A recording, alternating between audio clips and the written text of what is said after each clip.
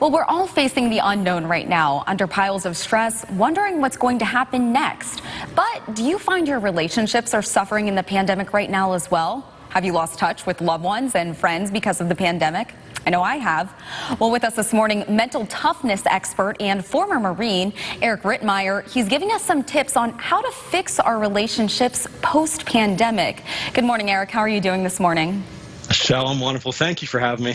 Of course. Thank you so much for being here. I think this is a very important topic. We were just speaking about it. I was talking with my mom. She told me that she feels as if she's depressed. She went from this active lifestyle of traveling, hanging out with friends, doing things, to essentially just sitting at home. And it seems as if she's in a slump. I don't think she's alone either. She's not, Michelle, and here's the issue. You know, I keep hearing that, well, we're all in the same boat here, and we're not. We're all in the same storm, but we're not in the same boat. Some of us are driving around in 50-foot yachts. Other ones are in inflatable rafts with a hole in it. So we all entered into this pandemic on different levels of mental preparedness. Not everyone came into this being on top of the world. For the part of the population who was already maybe teetering on the edge of isolation and loneliness and depression, this could really exacerbate that. So we have to be hypersensitive to our older people and people who already had some issues prior to.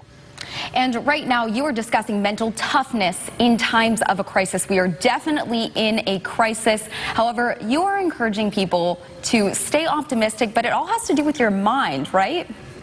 It's all mental toughness, Michelle. There's so many misconceptions about it. People hear it like, I was in the Marine Corps, so like, oh, mental toughness means running 10 miles. It's not. Mental toughness is all about emotional control. As humans, we're hardwired to feel first and think later. We're emotional creatures. If we're not aware of our emotions, we have a difficult time. So where we are right now is everybody's fueled in this fear and this scare. Everybody's scared. We have to get control of our emotions and know that we'll come out better on the other side, but it's going to be a rough road.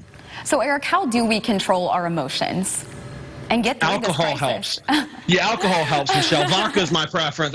No, we have to.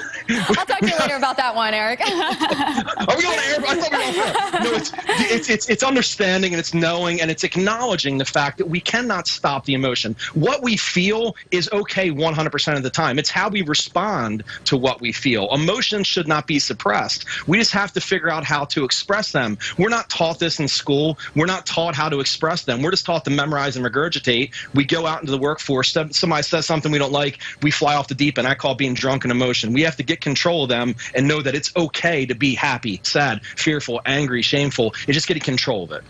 And Eric, what do we do if we have a loved one who seems as if they're struggling during this crisis as well? Yeah, our relationships are so critically important through types of pandemics.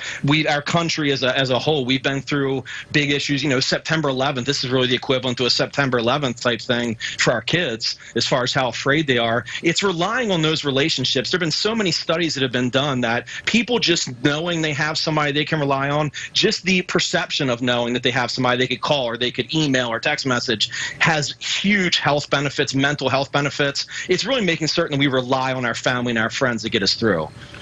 So what you're saying here is maybe even just a quick phone call, a text, a small gesture could go a long way with somebody else.